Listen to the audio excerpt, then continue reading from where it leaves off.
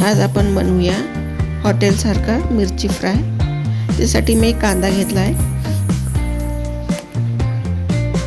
एक टोमॅटो, एक लसणाची मोठी कांडी, मिरच्या मी अशा मधून कट करून घेतल्या। हे सगळं आपण मिक्सरच्या भांड्यामध्ये काढून घेऊया। एक टोमॅटो, एक लसण आणि एक कांदा मी चांगला बारीक करून घेतला आहे। गॅसवर एक कढाई ठेवली आहे, त्यामध्ये आपण तेल घालूया। तेल तुमच्या टेस्टनुसार घालू शकता, कमी किंवा जास्त। त्यामध्ये थोडेसे जिरे गरम झाल्यावर मी पूर्ण हिरवी मिरची मधून कट करून घेतली आहे, ती तेलामध्ये 2 मिनिटांसाठी फ्राय करूया।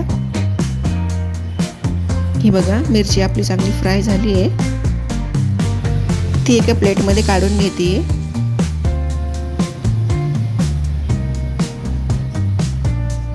ही मिरची मी 2 मिनिटच फ्राय केली आहे, जास्त करायची नाही, जास्त नरम होऊन जाते। ही प्लेटमध्ये पूर्ण काढून घेते। हे मिक्सरच्या भांड्यामधला पूर्ण मसाला आपण त्या तेलामध्येच टाकून घेणार आहोत। हे बघा, हे पूर्ण मी कढाईमध्ये घालून घेतला आहे पूर्ण मसाला। 2 मिनिटांसाठी त्याला परतून घेऊया। त्यामध्ये मी दुसरे मसाले पण घालणार आहे।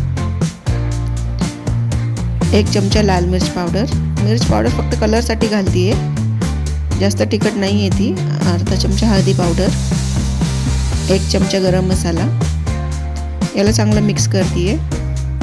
ही मिरची फ्राय एकदा जरूर ट्राय करा, खायला एकदम टेस्टी बनते। 8 दिवस फ्रीजमध्ये सहज टिकते। अर्धा चमचा मीठ घातलंय। तेल सुटेपर्यंत चांगलं परतून घेऊया। अर्धा लिंबाचा रस घालतीये। आपली मिरची 8 दिवस सहज टिकते, खराब होत नाही, टेस्ट पण छान येते। हे बघा, मसाल्याला चांगलं तेल सुटलंय। ही पूर्ण मिरची यात घालून घेते।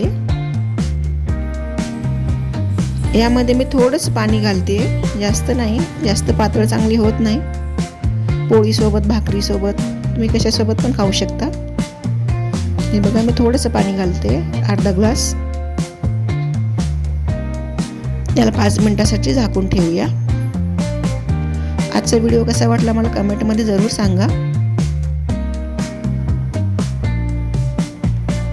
हे बघा, आपली मिरची फ्राय तयार आहे। 5 मिनिटात बनणारी रेसिपी आहे। वरून थोडीशी कोथिंबीर घालतीये। गॅस बंद करून प्लेटमध्ये काढून घेऊया।